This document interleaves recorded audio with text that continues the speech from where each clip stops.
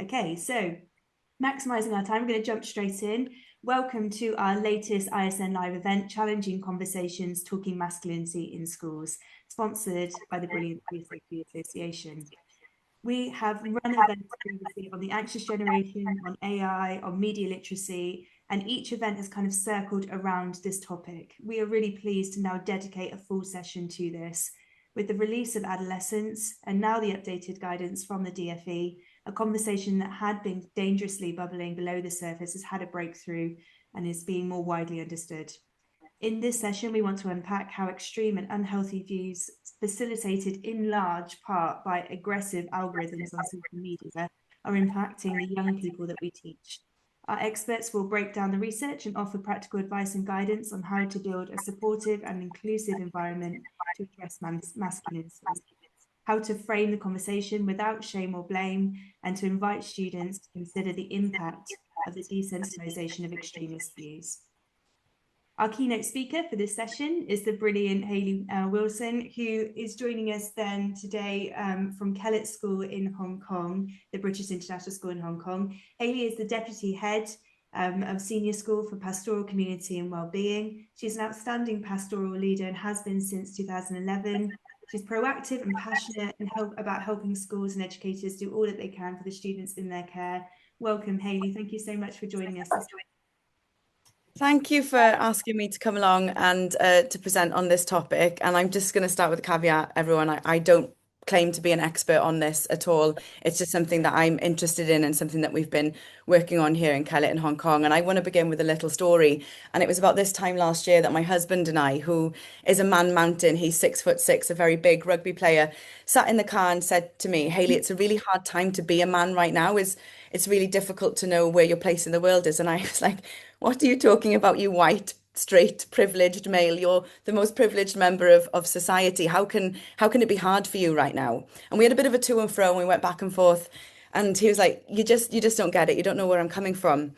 And then about 2 weeks later, our school were privileged enough for Ryan Park to come and speak to our sixth form students and then to our parental community. And listening to Ryan talk helped me sort of uncover a light bulb and be like, oh, okay, I get it now. What does it mean to be a young man in 2025? Why is this difficult? And following on from Adolescence and the release of the Lost Boys report, it was really sort of like a stream of getting involved in what was going on. And this is a quote from the Lost Boys report, mums being worried for their sons about how it feels to be in society right now and how society view young men. And I am a mother of two sons. My boys are 8 and 13. So I'm really invested in wanting to understand this topic better, but also as an educator. And so what I've done is to try and educate myself and talk to people about this topic and read reports and read the research out there. And there is a lot of research out there. And what's coming across very, very strikingly is that this isn't a very simple problem where there's just some influences online. This is a wider societal issue that we kind of need to unpick and understand and see why young men are engaging with this and what the barriers to entry are. And if you're not into reading, the bigger reports, or you want to share things with parents, Gareth Southgate's talk was widely shared back in March. That was an excellent, way to dip your toe into what's going on for young man. And the Diary of CEO, I thought that was a very interesting episode that they had on why men are quietly giving up. But the manosphere, what is it? It's this word that's been thrown around and we don't necessarily always know what it is, but it's a very interconnected online space. And I was lucky enough to ask Dr. Olivia Brown, who works for Bath University, come and talk to educators about the manosphere because this is her area of expertise. And she really helped us understand how various and the communities are online. But there are common themes in there, and misogyny is a common theme within it. And there is a theme that women are part of the struggle for men and the reason that they are struggling. Incels, I think, is widely shown in adolescence, but there are wider areas where you have the pickup artists who sort of want to treat women in a very negative way, and that they are sexualized objects. And then you also have the men who are just withdrawing from society altogether. Olivia pointed out this is happening much more in America, but it's becoming much more globally known. And I think what's been really interesting is to try and understand why this online space is so appealing to young men. What is it about it that they're receiving that they're not getting in their day-to-day lives? And when you read the research, when you look at the books, when you listen to the podcasts, you can see that there's a lot of talk about roles within society for men and how they're shifting and changing. We're living in very uncertain economic times.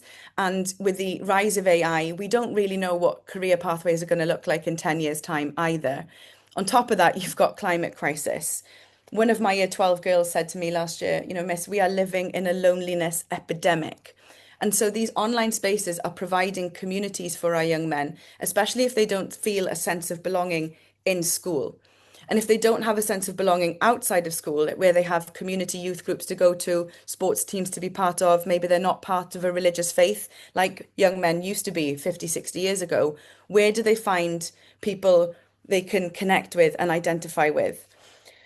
So because it's online, it's so easily accessible. There's so many different platforms they can access it on. And whilst it used to be more undertones in Discord and maybe Quora and Reddit and places like that, it's very much now on YouTube and WhatsApp and Instagram and Snapchat. And it's very much in their faces.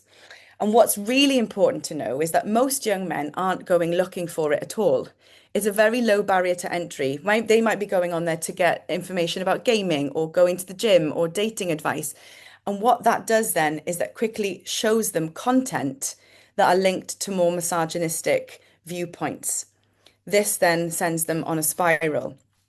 And when you look at social media, there's been so much talk about it. Is it problematic? I've actually been on ISN last year talking about social media. There are positives of social media. I think it's important that we always recognize that, and there's healthy uses of it. But there is problematic spaces for it. And what the research is showing us, Lost Boys Panorama research, that the algorithms are very much pushing different things for young men than they are pushing for young girls. And this report was really interesting from Dublin University, where they created some accounts. And some of the accounts had different things that they liked as their preferences, and one account had no preferences whatsoever. But all of those accounts were shown misogynistic, manosphere style content within 25 minutes. And I've got here some of the content from that report. So you can see, regardless of the type of user or the type of interest that they're initially showing to the platform, it's quickly taking them to show them this misogynistic style content. There's evidence here that YouTube is doing the same. What is interesting though, and I've gone through a lot of this content with our sixth formers as our PSHE lesson for Positively Kellet, is this report, Public Attitudes to Smartphones, Social Media and Online Safety. And when I've asked our 17-year-olds, do you think you should have got social media when you did? They all said no. And this report echoes that Gen Z Britons overwhelmingly think social media does more harm than good. And I think we can really harness this as educators, that when we look back and we work with our older students, they can see perhaps the barrier of entry was too low and they were given it too young. It's really important that we recognise why we need to care about this topic. And what I have also seen happen as a result of this dialogue and as a female leader is that people worry that this is going to now suddenly leave girls behind, that we are talking about young men, but what about the girls? And that's not what this is about. This is not a zero-sum game. By elevating and supporting young women, it doesn't mean that we need to leave young men behind. And a lot of the books that I've been reading, and in particular of Boys and Men, is highlighting how rightly we have really promoted and supported young girls and women, but potentially we have forgotten boys within that and how we can support young boys within that. And where we're not filling those gaps and supporting these young men, this is the result. And you've seen from the poll that Claire's just shown, but teachers are reporting misogyny at them in school. Everyone's invited started in the UK because there's rape culture. Where's that come from? Researchers in Australia are seeing it. Researchers in America are seeing it. This is a global issue. Where's it come from? I think we need to look at the wider elements of society to unpick that, but also understand that by supporting boys, we're actually also supporting young women, because a generation of men in crisis is not good for women either. This report is very interesting from the FFT Education Data Lab, and you can see over time that young girls in particular don't feel as safe in the classrooms. And what I love about this report is that it's global. I'm in Hong Kong, and you can see Hong Kong is here, down 26% on how young girls are feeling safe in school.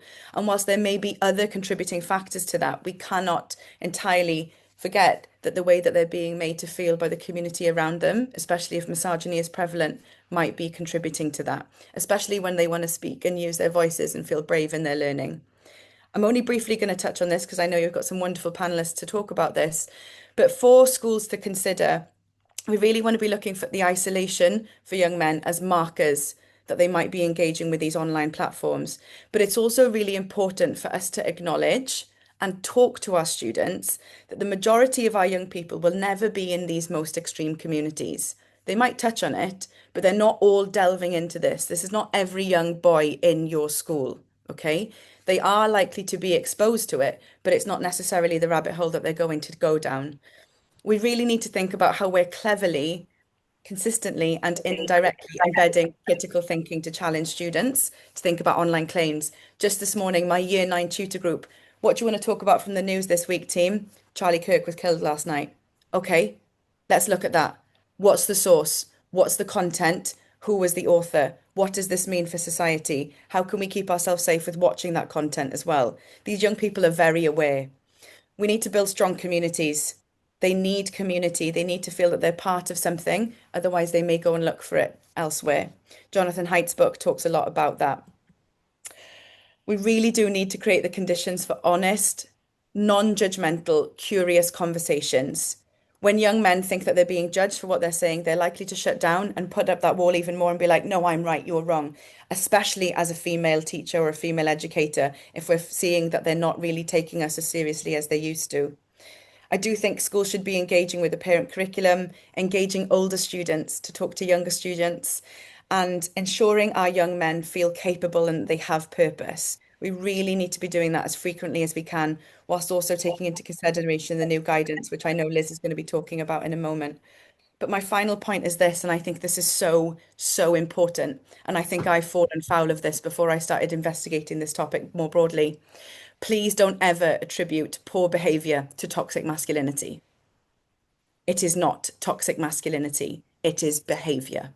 And what we cannot do is constantly tell young men that what they're doing is because they are masculine boys and that they're toxic, because we're giving them the wrong message. Masculinity is not a bad word.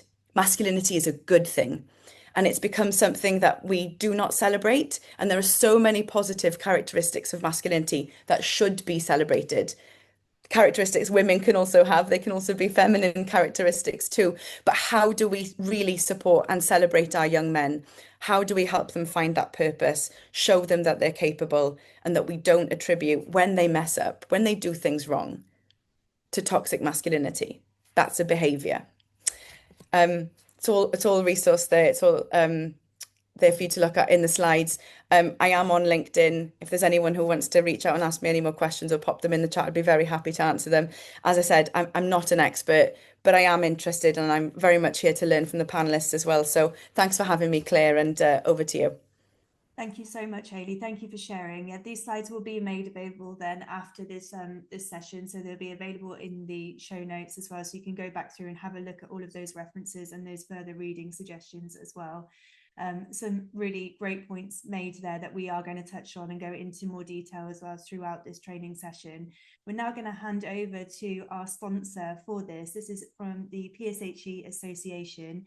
So Liz Lamming is the Senior Specialist for the PSHE Association, and the PSHE Association is the official subject association for PSHE education, a membership association and charity. They support over 50,000 teachers and schools around the world with lesson plans, training, guidance and advice, working with experts across different areas of education, safeguarding and public health to ensure your pupils benefit from the latest evidence and research and therefore high quality PSHE education. Welcome, Liz. Thank you so much for joining us and sponsoring this session for us today. No, thank you very much for having me. I'll just share my screen, which hopefully, does that come up okay? There we are, yeah. Brilliant. Thank you very much. And thank you very much, Hayley. I think it's a really amazing overview of some of the issues there. And most of that I'm going to touch on as well. I'm going to really focus in on how we can sort of challenge some of these narratives through PSHE education. And just to start off, thinking about that, just to be really clear, when we're talking about PSHE education, we're talking about this subject through which, you know, children and young people acquire the knowledge, understanding and skills they need to manage their lives now and in the future. And although it might be called different names in your respective countries, this is the subject that's covering these key topics like relationships, sex education, mental and physical health, AI, child financial harms, all these areas, and also encompasses all of, if you're following the English statutory guidance for relationship, sex and health education, covers all of that too. So focusing on today's topic, I'm just going to really start by highlighting some of the key considerations we tend to advise schools to think about when you're teaching about misogyny, the manosphere, or any related topics. So the first thing we always say is that it's really important to take a whole school approach. So that means, you know, seeing and naming the problem, making it everyone's responsibility, training all your staff to notice and, where appropriate, to challenge incidents of offensive language, look at what's in your policies, like your anti-bullying and your equalities policy, and support those who are effective, and obviously engage with parents and carers. All of this really helps to ensure that everyone recognises that school is a safe space and that everyone deserves respect. The other thing we talk about a lot is this kind of promotion of positive male role models, which I think Hayley was just touching on as well. So sharing examples of men who lead with empathy and who build respectful relationships. Remembering with that actually that your colleagues and your staff and your parent community within that will be really strong role models, so sort of making use of that as much as possible. Hayley's very much touched on this, but ensuring boys are included in the discussion is so important, you know, in lessons or, you know, around the school, but making sure that a range of voices are heard. So this is a quote from one of the recent bits of research that I think Hayley referenced as well, but a boy saying, "I'm always told I'm part of the problem and I'm never allowed to be part of the solution." And it's really important, as I say, that this range of voices are heard. Remembering, I think, in your particular context, that different boys from different backgrounds and from different cultures might actually hold different views and opinions, but giving them a safe space to talk about those and have that open conversation and approach it all with kind of curiosity. And similarly, kind of creating opportunities for boys to see themselves differently and lead and express themselves and have a really positive impact. And I think thinking about the curriculum specifically, we often talk about the real importance in balancing responding to events versus reacting to them. So adolescence is a prime example of this, where suddenly it's everywhere, everyone's talking about it, it's a big media sensation, politicians are involved. And that's great because it can really, you know, it's great that it's in the public discourse. But actually, PSHE education should be used as this preventative education. So giving pupils this sort of understanding from a really early age about relationships, respect, self-esteem, and so on. And so we don't really want to kind of encourage these knee-jerk reactions to events or even a specific incident that's happened in school. You know, so it's not just something's happened or everyone's talking about adolescence, so we better chuck in a load of assemblies or a load of lessons just in response to that event. But actually embed this into your whole school curriculum that's well planned, it's age appropriate. And ideally, it's about kind of responding to things before they actually become an issue, rather than feeling kind of tokenistic or as though you're only talking about it because it happens to be the top news story today. In line with that, one of the other things we talk about is, as much as possible, to avoid focusing lessons on specific influencers or specific websites or groups that promote harmful attitudes. And this is in part because you can't assume that even the most popular influencers are known by all pupils. And if you start talking about a specific influencer, that especially in a lesson, it might prompt students to suggest additional less well-known influencers, encourage those who weren't aware of them to check them out. And then, as Hayley's just been talking about, it's then affecting their kind of advertising and the algorithm, and it will influence their future viewing too. The other reason we say this is that speaking in more general terms also helps pupils to understand that the advice you're giving, the skills they're developing to kind of critical thinking and so on, applies to any problematic influencer or group or website in future, not just the ones that are currently causing concern. And then in the curriculum, really thinking about complementary factors and related issues in your approach to teaching. So not covering misogyny or the manosphere in isolation, but as part of this planned programme. And that's really because throughout the PSHE curriculum, teachers will have opportunities to create positive counter-narratives and to unpick some and misinformation from the manosphere. We can obviously deliver dedicated lessons on misogyny. So, you know, looking at what it is, how it shows up, how those narratives can affect relationships, aspirations, well-being. That's important, but we can also embed learning throughout the curriculum, again, just to make sure it doesn't feel like a one-off or like a tick box sort of exercise. So, for example, In lessons on mental health and well-being, pupils should be learning that everyone, male, female, experiences emotions like sadness, worry, embarrassment throughout their lives, and that anyone can suffer from mental health conditions or mood disorders, and that it's important to seek help regardless of your gender. Lessons on body image, you might look at the influence and impact of social media on how someone feels about their looks, and you might explore products and workout regimes and how those are marketed, and how influencers can really profit or benefit from making people, anyone, but in some cases, particularly young men, feel bad or insecure about their bodies. Obviously, in relationships education, you're going to look at things like the importance of consent, equality, respect, trust, and look at sort of signs of unhealthy relationships too. And then when you do lessons around digital literacy, media literacy, you can encourage pupils to develop the skills to recognize mis and disinformation online, look at some of the tactics influencers use, making their followers believe, for example, they might have more wealth or expertise than they really do. And this could be, these are just a few examples of topics here, but it can even be like when you're teaching about money and economic well-being, getting students to identify strategies to support their financial well-being, but also to challenge economic misinformation that's often presented by influencers as well, and just making sure it's embedded throughout. Just to show you a couple of examples of how you might do this, and if you're a member of the association, you might be familiar with these, but we can just see basically these are lessons on mental health and well-being. From a young age, pupils are exploring emotions like embarrassment, like worry, like anger, and how to develop those self-regulation strategies to manage those strong feelings. And then as they're getting older, we're sort of ensuring lessons include examples of males navigating self-esteem issues and feelings of anxiety and depression. Things like responding to disappointments and setbacks as well, and kind of how to healthy coping strategies to manage those big emotions. But also things like the impact of social media on body image you might look at too. And we know this is really important because, as Hayley was saying, those messages often shared around masculinity can limit boys' perceptions of their own kind of rights and their ability to engage with and express their feelings. So we want to focus on the positive aspects and not make it feel restrictive in any way. And then also, and I think this really links to the social media point, for older pupils, we might look at how social media really is influencing young people, how the algorithms work. So for example, why a teenage boy might see more fitness or bodybuilding content, what the algorithm's doing there, why influencers post this kind of content, and also exploring a bit more how the social media business model works and really unpacking that for young people to empower them to make more autonomous decisions. And also as part of that, looking at how kind of content can become more extreme, and again, the impact this can have on someone. And again, here, we're just equipping all pupils, including our boys and young men, with those kind of the knowledge and skills to navigate that quite increasingly complex and influential media landscape, and critically reflect on the content they're seeing, how it's been served to them and why, and getting them to develop those critical thinking skills. In these lessons as well, and I think in other lessons and in form time, registration around the school, questions and comments about the manosphere or misogynistic narratives might come up. And our general guidance with these is to value the question, first of all. And we say that because you just need to be a bit conscious sometimes of the messages you might give off through your body language, through your facial expressions, about how welcome questions and comments are in your classroom or in your school. And it's really important that boys feel confident asking questions in a safe space rather than feeling nervous about asking and looking them for answers online, which might lead them to inappropriate sites or inaccurate information.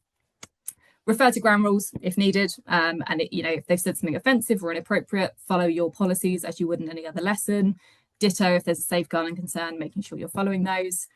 But ultimately giving a factual age appropriate answer where you can. And if you can't, buy time. We always talk about kind of parking questions if you need to, and saying, that's really interesting, it's a great comment, it deserves a more well thought out answer, let me have a think about it, I'll get back to you. And not being afraid to sort of park it for the time being, go and speak to colleagues and think about the best sort of response. But we know in this sort of topic, there are also some more challenging questions or comments that might come up. And I think before deciding how to respond, these are some of the questions we'd recommend kind of asking yourself. So is it in breach of policies, and is anyone harmed? But also, is it age appropriate? Where does it come from? Does it need an individual response, or is it something that is safe to open up to the whole class? Can you challenge any misconceptions? And if yes, can you share any facts? Are they appropriate to share? But basically sort of using this as a checklist can help you decide how to respond, whether it's safe to open up that conversation, and then how to pitch your answer as well. So as a very kind of quick summary of the key questions and things, we do have this guidance document you can download from our website. It's freely available. You don't actually need to be a member to download this. So you can find out all that kind of information guidance. It was created with academics at the University of York who are doing lots of work in this space. But yeah, please do go and check it out. And again, no, it's been a very quick whistle-stop tour of some of the things you can do and some of the lessons. But just to say that if you're not aware of us, do go check out the website. We have a full library of quality assured lesson plans, plus training, guidance, and so on. And we do offer on-demand training as part of our School Plus membership too, if time zones are a problem. But yes, so basically take a look at our website, follow our accounts, get in touch, and obviously ask many questions. But thank you very much. I'll pass back over to you, Claire. Thank you, Liz. And so I've dropped a few links into the chat here. And again, all of these will be available after this session. But that actual guide that's available there on the PSHE Association is a fantastic guide to kind of do some of that initial research and to learn a little bit more and know that this is something that has been really well developed and considered by experts in this field. So if you're looking for a starting place, this is a really great place to have a look and then explore more about the PSHE Association here. So we're going to jump now into our panel discussion, so really trying to maximise this time. But I would really like to just spend the first couple of minutes just doing a very quick, brief round of introductions for our panellists that we haven't been introduced to yet. So could I have a very quick introduction then, please, from Pete to start with? Hello, can you hear me? Hello, my name is Pete Lynch. I am Whole School Assistant Head at Harold Beijing. As you can probably hear, I'm from Manchester in the UK. I hold the responsibility for safeguarding and pastoral care across the whole school. And I also sit on the Fevisia Executive Safeguarding Committee for Region C as well. And I'm really glad to be here. I'm not an expert, but I hope I've got some insight from experience over the last 14 years in Asia and the UK. And hopefully I can share some positive insight with everyone. Thank you. Thank you, Pete. And then Stephen Feeney, please. Hey everyone, nice to meet you all. My name is Stephen Feeney. I am an educator and founder of The Flourishing Man, a program that aims to develop positive behaviours and well-being in school-age boys.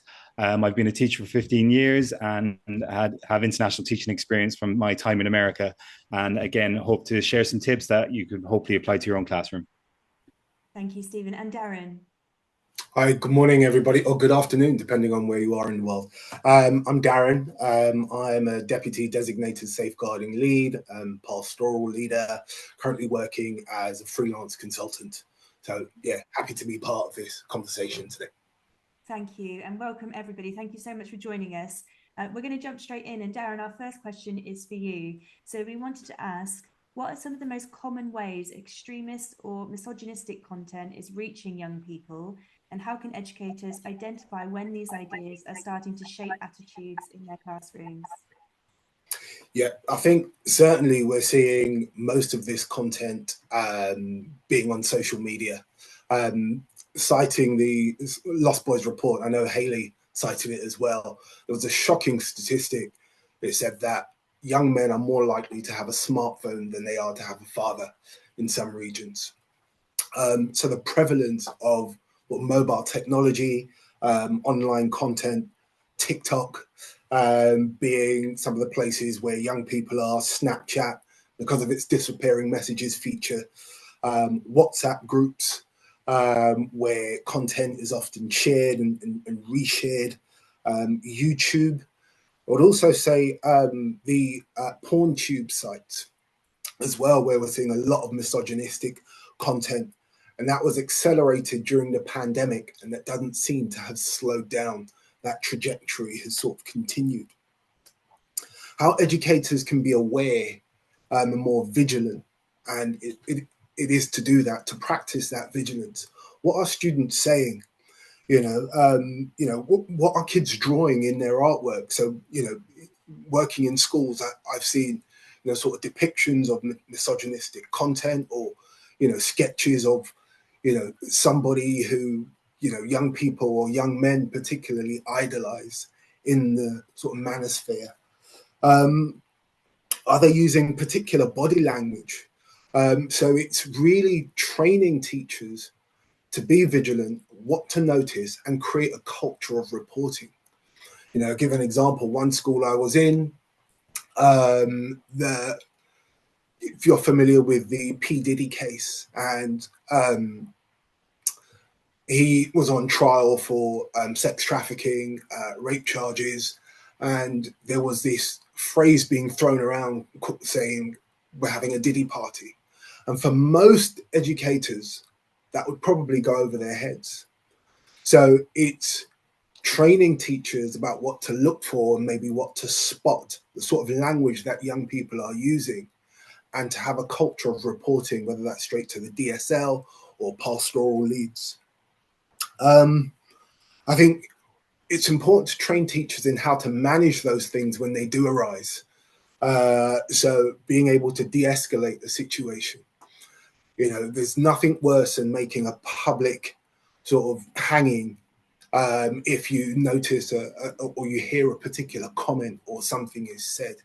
You know, you've got a young male who may say something out of turn. It's being able to maybe de-escalate that situation, take that person aside, or wait until after the session, or if you're not feeling confident, being able to report it, so then that can then be dealt with, so it doesn't just sort of get swept under the rug. I think it's seeing young people as vulnerable as well. I know Hayley mentioned this, that you know, young men are struggling with issues of identity, what it means to be a healthy male, a healthy masculine identity. So it's not seeing every young man as a predator, but actually what support and guidance might they need, and being able to build capacity in an organization to create healthy attitudes of masculinity, and celebrate positive role models. Right. Darren, so I'm going to pause you there because we've got so many questions to get through, and I think some of these points are actually going to join together as well. But I think some of those points that you made were really kind of, especially thinking about what is heard in. Sorry if there's an echo happening here. What is heard in the corridor? What's heard in those kind of small words that you might hear kind of as you're tidying up the classroom. Those sorts of things can often be like, am I going to report this straight away? I'm going to make that kind of culture of logging this. Thank you for sharing. We're going to jump straight into our next question, which is for Pete. And we wanted to ask, so research shows that harmful gendered narratives can reach students within minutes online. What signs should teachers look for that indicate that these narratives are then influencing behaviour both overtly and also more subtly? Yeah, I thought about this a lot, and I wish it was a really so straightforward sort of thing, that there was kind of a prescriptive list sort of thing. But from a kind of an overtly point of view, I think if you channel things back to relationships in any pastoral system, sort of thing, of knowing students really, really well, and having them general check-ins with them, you start to kind of notice kind of, you know, because you know the students well, individual changes in terms of mimicking online influencers, in terms of their language and how they speak, but also how they interact with each other. You know, I've seen things in the past where you'd see someone who's quite, you know, a quite friendly group of students. Suddenly, you know, the dynamic of them starts to change. I think it was at the time of the Andrew Tate influencer situation that was going around a couple of years ago. And I saw like a general group of nice students who just suddenly started to kind of behave quite differently, in kind of like a hyper masculine way. And I kind of observed that in terms of their body language and how they moved around the school, and actually how the type of language that they were using, sort of thing, you know. And of course, we're a bilingual environment. So when that kind of change happens, it's quite prevalent, sort of thing. But like, also the adoption of like derogatory terms within the classroom. And we base our safeguarding model on an early help model. So anything that's picked up from that early help point of view is recorded on our platforms. And I think, you know, schools having the right platforms in place to detect these things early, that then the intervention then can be put in place, sort of thing, you know. And I noticed these behaviours taking place quite a lot around lessons with female members of staff, sort of thing as well. And I think, you know, schools need to be addressing these sort of things. But then I was thinking more about the subtle signs. And I think these are kind of the more worrying signs, because these are the ones that can really get kind of unnoticed. But if you see students who don't really have the big group of friends but are being influenced online, it's kind of like that self-segregation sort of thing, and then that change of kind of image in terms of themselves. For example, things like perfectionism sort of thing, and kind of like getting angry and their relationships changing and how they behave towards each other. And you see it on your systems sort of thing. So whatever comes in, you're generating a bit of a profile then of that student or student's kind of behavior. I think students like their engagement as well. If you have a student who's engaging quite well and they suddenly start to withdraw, and I've seen this a lot in the past sort of thing, kind of like really happy children, happy students who are really enjoying school life, who really kind of get involved in the big life of the school. That kind of like changing quite a lot sort of thing. And actually, not just within internally, but in terms of their relationships externally with their family, watching the interactions during parent consultations and that sort of stuff. You notice that kind of that generic change. But then we have quite a robust filtering and monitoring system here at the school that really monitors everything that the students go on and creates kind of daily reports in terms of what they might be trying to access. They can't access it, but what they might be trying to access then online. And I think that, it has, it's not does, it has sort of thing, created that kind of that profile and that picture of students sort of thing. So I think they're kind of a couple of examples sort of thing, but I think having that early help model within your school, it creates that profile and that picture of change. And it's ultimately down to relationships. And I think if those relationships are not there, then the outcome can be a lot worse, I believe. Thank you so much for sharing. There were some really great bits in there. I think you're right. It's really knowing those students and when recognizing those behaviors when they're changing. And they can be quite extreme examples of kind of changing potentially, that idea of becoming more perfectionist. That's the training of staff as well, Claire, and how we train sort of thing and their role. Have to recognize this. Absolutely. Yeah, I think Liz mentioned this as well about, that it might be that boys are trying to potentially kind of live up to this idea of what they think they're supposed to be, and there's those changes then almost in how they're presenting themselves. So trying to recognize some of those signs. You're right, it's all about training for staff, and so that it's not just one person's job, this is everybody's job, creating that picture. Thank you so much. We're just going to jump straight in now to Liz. I'm really conscious of our times, and I would like to do these. So Liz, we wanted to ask you, when addressing masculinity and gender stereotypes, how can schools create discussion spaces that feel safe for all students, particularly boys who may feel defensive or attacked by this topic?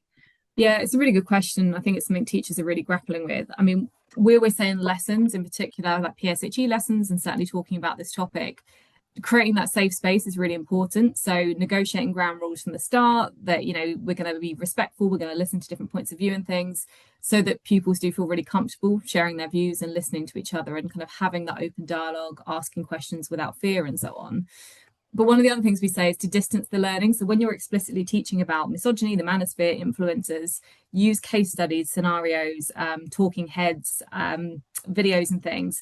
So you're not asking pupils, what would you and your friends do, which just is immediately going to limit what the response they give, but instead looking at it through different characters, different points of view, and sort of assessing that way. And I think part of it as well is, as part of that, making sure lessons are relevant, accessible and inclusive for all pupils, because there'll be a range of backgrounds, a range of lived experiences. So it's good for them to be able to see themselves reflected as much as possible. And also signpost support in every lesson to make sure pupils know where to go to report incidents or to seek help for anything. Linking in with all that, there's kind of this, we really advocate focusing on critical thinking rather than debate, I think, in topics like this, because we don't want to encourage any kind of polarization. Focus on facts where possible, and behaviors and actions as well, rather than individuals sometimes. So we're not making it like a boy problem, that actually we're talking about unhealthy behaviors or things that might be problematic that could be from anyone, but actually, they can apply this to our own lives at some point, hopefully. And I think with that too, as much as possible throughout all this, talking about healthy relationships, positive role models, all that sort of thing. So when it's not all doom and gloom, because it can feel really negative sometimes when we're talking about this stuff. And as Hayley was saying, the vast majority of young people actually, they might have seen content, but they don't support these kind of key influencers and the kind of big ideas that are being kind of put around. So yeah, just being aware of that. And I think also just approaching comments with curiosity. So inviting the pupil into dialogue, let them hear from their peers, rather than, and Hayley mentioned this, sort of shutting conversations down, because, pupils might have been drawn into the manosphere for loads of reasons, not all of which are misogynistic. And so directly criticizing them might lead them to be quite defensive and more committed to those slightly more problematic views. Yeah, thank you. There was well-rounded answer. There was a lot in there that I think that lots of educators can take away. Certainly that idea of in those lessons that it being those case studies rather than asking people to really reflect and think about what they do themselves. And so creating that distance, what a great idea. I think that most educators kind of embed in their classrooms when talking of this. Stephen, our next question then is for you. So we wanted to ask, what are some language pitfalls educators should avoid when discussing masculinity and misogyny?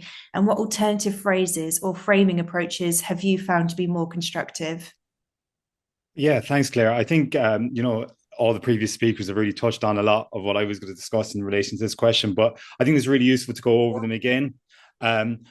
Somewhat controversially, I think the term toxic masculinity and masculinity, we have to be really careful around that. Masculinity, unfortunately, has this whole word association at the moment that it's very hard to say the word masculinity without it coming along with that negative toxic connotation that goes along with it. So be really careful about the language that we use. And that's not to disregard that the harmful behaviors do exist and they are taking place. But as Hayley said earlier on, masculinity can be a beautiful thing, but it can also be represented in many different ways. And I think it's really important to help our young men understand that, being masculine can be that strong rugby player, 6'6", but it could also be, the quiet guy who plays the guitar and is serving their community, and looking at how and the different sort of version of masculinity they are. And I think it's really important to understand as well, like boys are, and we all did it ourselves, I'm sure every person on this call, they tested boundaries, and boys in particular like to test and push those boundaries and see, what they can, what they can't get away with. And, if we go to that quick condemnation, there's a real chance we're going to trigger that flight or flight response. And that shuts down all dialogue. And as Liz said previously, just coming at it from that curious path, my background's in positive psychology, and I'm a real advocate for Marilee Adams' choice map, where we look at the learner path versus the judger path. And if we judge ourselves, we can restrict our openness to learn and grow. And the same can be said for others as well. So I think if you hear comments, and I've seen this in roundtables of boys I've worked with, if you hear a comment or a statement that you find worrying, that you want to challenge it in a way that it's curious. Meet their curiosity with your own curiosity. Ask them where that idea comes from. What would it feel like for someone else to be on the receiving end of this? If you had a sister or a mother, would you like them to hear you say this? I think those kind of conversations can really open up that debate and lead us into a more constructive path than just simply saying, that's a misogynistic point of view, we don't want that. So that's like summing up, move from blame to curiosity and invite that reflection. Yeah, thank you. I hadn't heard of that before, kind of the learner path versus the judger path, but what a great insight and a great way to kind of approach this conversation with young people, rather than kind of shutting it down, trying to open it up and really foster that sense of curiosity, so that they don't feel like they're being attacked. Thank you for sharing, Stephen. Our next question is actually for you again. And so we're going to jump into our next question for you. So how can teachers help students critically examine their own beliefs about gender without triggering defensiveness or shutting down dialogue? And so I think potentially we've talked a bit about that as well. Yeah, I thought about this question, and I think it might be good to give a takeaway of an activity that I've done that I found really useful. I'm a strong believer, and I think this has been touched on already, that, this vacuum of the desire to belong and be part of something that's being filled by our manosphere is directly correlated with a reduction in self-esteem and well-being in our young men. And I think no better way to develop a belonging and a sense of collectiveness and self-esteem than talking to your peers about what's great about them. There's a tool called the VIA Strength Survey, which I can put a link in the chat. And it's a great opportunity. You can use it yourself as an adult, but I've used it with young people where they can answer a series of questions, and they can create a list of their signature strengths. And the idea is that we want to use these strengths in as many ways as possible. So you can actually create activities around where the boys talk about where they use these strengths in their everyday lives. And then a great way to move on from that, and this links to that idea of male role models. And I do have I love to challenge the idea that when people say, oh, there's no male role models out there, the fact there's over 100 people on this call, and many of them are men, is a great example that we have some fantastic role models in our society. We just need to start helping our boys understand that the values that these role models demonstrate in their schools and their teams and in their homes have far more to offer than the likes of Andrew Tate and the other negative influences of the manosphere. So if you can buddy up these partners and you can spend the week allowing them to observe their buddies secretly and identify their signature strengths, and it's really important to model this and give opportunities in the timetable for them to record that, then at the end of the week, you can have a great celebration of all the wonderful things they've seen about their peer. And it's a really great way to bring a group together, but also boost a lad's self-esteem and make them feel better themselves and see that they do have a contribution far greater than they think. Thank you. Thank you again for sharing some really, really great insights and ideas there that can be used, especially potentially for some of those boys who may already feel that they are isolated or feel that they are kind of withdrawing from kind of mainstream school, or it might be just some of those students that you've highlighted and you really want them to kind of focus on them for a little while and think about what they're really bringing, their positive attributes. Thank you so much for sharing. Right, we'll jump into our next question, and this is for Pete. So in the age of constant exposure, how can educators help students recognize when they've become desensitized to sexist or harmful content online? I think it's more about kind of how we communicate with them, sort of thing. So actually, part of our system at our school, we have something called a CPT program, which is called close personal tutoring, where students have a one-to-one with their tutor over several times across the term, sort of thing. And I think it's challenging behaviours and asking kind of key questions, like reversing kind of the role, sort of about, would you accept this behaviour in real life, sort of thing, If a member of your family came home and told you about this behaviour, what would your response be, sort of thing? And I think we've got to kind of make questioning routine for young people, sort of thing. So because I think reflective practice for young people is really, really important. So they can kind of look at how they behave and their actions, and about how actions have consequences, and how in the world people have feelings and there are reactions to their behaviours and how people speak.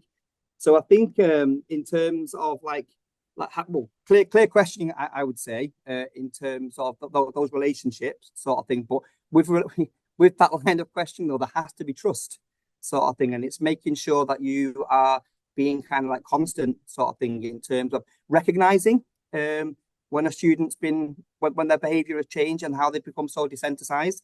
And I think building that kind of one-to-one rapport in terms of being able to kind of like come out with that line of questioning, because, if someone recognizes in a behavior in someone that's a negative behavior, the human reaction is to be defensive, sort of thing. And I think we've got to look at our line of questioning and how we work kind of with young people in terms of just making them be open, sort of thing, and then actually kind of bringing the parent into that a little bit too, sort of thing. And because what we're seeing in school, probably that's going to be happening at home as well. And it's looking at kind of that ecosystem of how we work with families as well, as part of that framework. But that's kind of something that we've done here kind of already as part of our CPT model. And I would advise everyone in their schools to look at a CPT model with this sort of framework. Thank you, Pete. And we're going to quickly jump from that question to our next to try and get through the rest of these. Thank you for sharing those thoughts. We're then going to Liz to ask, what practical tools or exercises can schools use to strengthen students' media literacy skills so that they can spot and challenge extremist or misogynistic narratives? Yeah, I'll try and keep it brief. I mean, deliver lessons on media literacy from an early age. This isn't something you need to save until they're older. You know, they're engaging with media from such a young age now. And that's not to say when they're sort of 7, 8 years old, you're talking about the manosphere or misogyny or anything, but you can talk really early on about kind of the impact on their emotions of what they see and hear and read, whether it's online in the news or from other people. You can start helping them to understand like the nature of fake news and the impact on individuals and how that information might be targeted at different people. You can do that really early on. And that means when they get older and they're spending more time on social media or engaging with those other platforms, they can kind of, you can help them critically reflect more on the content they're seeing. So like the examples I showed earlier, sort of thinking about who's made something, what makes them trustworthy. Hayley was talking about those kind of key questions to get them to think about the sources behind different articles and stories and things.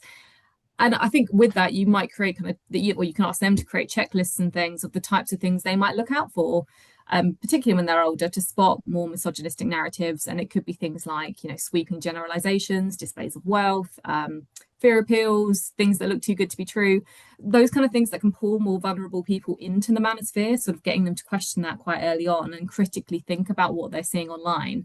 So we talk about kind of checklist questions being things like, first of all, sometimes, do I want to see it? And if you don't, why are you looking at it? How's it making me feel to look at this? Is it designed for me? What's the motivation in that being shared? All those sorts of things, and then get them to give them opportunities to rehearse responses or practice assertive communication and things, and sort of standing up to peers potentially throughout lessons and things too. But essentially, I think media literacy stuff, doing that from an early age is really, really helpful. Yeah, you're absolutely right. And really embedding that, not just having standalone lessons, that it's approached throughout the school, that we are constantly thinking about this and the information that we're receiving and checking those sources. Thank you. Darren, our next question is for you. What strategies can we use to empower students to challenge harmful narratives among their peers, both online and offline? Which may also be coming from their home life as well. Potentially, some of these are happening from different narratives happening at home. So without them putting them at risk socially or emotionally. It's a big question. Yeah, I think certainly teaching young people about some of the risks, dangers of pornographic content. I think there's a really good PSHE association unit on pornography, and it's teaching young people that it's not neutral. Actually, it's not, some people watch it, some people don't, you know, sort of blasé attitude towards it, but there's harmful content embedded in there. And I think it's equally important that girls and boys are taught about the dangers of pornography and some of the misogynistic content that appears, so that they can spot it and that they can identify when it's actually happening in a relationship of theirs. One of the things that I've seen done really well is, particularly with older students, is teaching them how to deconstruct an argument and to decouple the argument from the speaker. So, you know, a lot of these figures in the manosphere, they're quite powerful orators, and they've got a really compelling, convincing presence. And when you're watching it visually and audibly, you can then get easily persuaded and easily convinced. There's a really good exercise with a group of Key Stage 5 students where they took the arguments of one of the sort of key figures in the manosphere and just looked at the arguments on the strength of the intellectual rigor, and sort of rated it on a scale of sort of, you know, 1 to 5, you know, how powerful or how rigorous are these arguments, and then looking at them at sort of face value and decoupling them from the speaker. They actually realize that a lot of it is sort of nonsense. It's audacious claims. It's you know, sort of unfounded claims. And then you see students that sort of light bulb moment where they realize, actually, I'm just getting pulled into a really persuasive figure. So it's then teaching them to think critically about what is being said, not how it's presented and how it's wrapped up, but what is actually being said, and how can they challenge it and then refute some of those arguments. Thank you. I really like that thought about kind of decoupling it from the speaker. And yeah, thinking about some of those really kind of, some of those characters that really are almost kind of cartoonish in the way that they're presenting themselves, but are really appealing in terms of kind of short videos or whatever it is, or how they're kind of getting their content across, looking at the arguments and really trying to pull them apart and separate them from who that speaker is and who that character is. What a powerful way to kind of get through. So our final question that we're going to end on, I mean, I've got this for all. So I think if anybody's just got a thought that they want to go straight in. So how can educators work with parents and caregivers to ensure consistent, healthy messaging around masculinity and gender roles? And I know that we're not going to have the time fully to do this here, but we did have a question in the chat that was a really interesting one, is that if it's coming from a place where potentially there's a conservative view at home, where they're not really talking about this, or potentially where there's some views at home where they're actually echoing some of this, how do educators support those learners, but also how can we then really bring in those parents as well and try to support them in their approach to kind of getting this messaging across to young people? I can say something. It's making sure that a clear CPD program, not just for your staff, not just for the students, but also a clear CPD outline for the year for the parents as well. Looking at how parenting, there's no book to tell you how to parent. But it's making sure your specialists in the school are really educating for a global context. We look at things, from a local context quite a lot, sort of thing. But all our children from an international school will end up going to a university abroad, sort of thing, and things like that. So we're making sure that our parents are emotionally literate a little bit and they understand our framework. But in terms of the CPT thing that I messaged before, that I messaged in the group, we're training parents with CPT as well. So they can have CPT conversations at home with their children, so that the system aligns together, so that we have continuity in what we're trying to do and ultimately what we're trying to achieve. Thank you so much, Pete. I think, Stephen, I know that you need to shoot off, but thank you. Well, 2 points. I offer parent webinars for any school interested. I'd love to talk to a wide variety of backgrounds, but I just wanted to finish on a positive note and say, we need to get across to parents, and particularly parents who are concerned. There's a lot of hope out there. I heard a story here last week of a young man who's 13, and we have the sport of hurling here in Ireland, and he was in his garage making hurleys, and his friends were dropping hurleys over to be fixed. A hurley is the stick that they play with, and so when you hear examples of like that, of young men just like doing stuff for their friends in a positive way, there is great hope out there. And you need to think that for every negative viewpoint out there, there's also young men that are willing and able and doing great things too. Yeah, thank you. That's really nice. Hopeful kind of message at the end. Are there any other thoughts that we haven't mentioned then about kind of engaging parents? I mean, the only thing I would say sorry, Hayley. Go ahead, Liz. No, go ahead. It was just echoing what Peter said in terms of that kind of keeping it consistent at home. So share resources. Anything you're teaching in schools, share it with parents. Don't hide it away. Sort of make it really freely available to them, and just get them on board with kind of the similar language that's being used, and that kind of thing can really help as well. Sorry, Hayley, I'll pass to you. Yeah, no, and I'll just build on what you said and from what Peter said. Sharing the resources, having a parent, we call it a parent curriculum, is so powerful. But what has been really powerful as an addition to our parent curriculum this year is we've had a lot of student panels to that, and students speaking from their perspectives. And we did one with the students talking about their experience of social media. And I think it's lovely for the parents to hear it from someone of their own child's generation. And again, it creates that non-judgmental, curious space for the parents to really engage with. So it's a really supportive way of developing leaders in your own student body, but also letting the parents feel really supported too. Wonderful, thank you. Thank you everyone for sharing. So I've just dropped our survey link into the chat. So if you are able to stay for our stay in chat session, then please do. So it's just an opportunity then to have a more kind of informal chat with our panelists and ask them any questions that you may have. If you do need to leave now, the survey link is there, so you can fill this in then to receive your certificate and to give us some feedback for the session as well.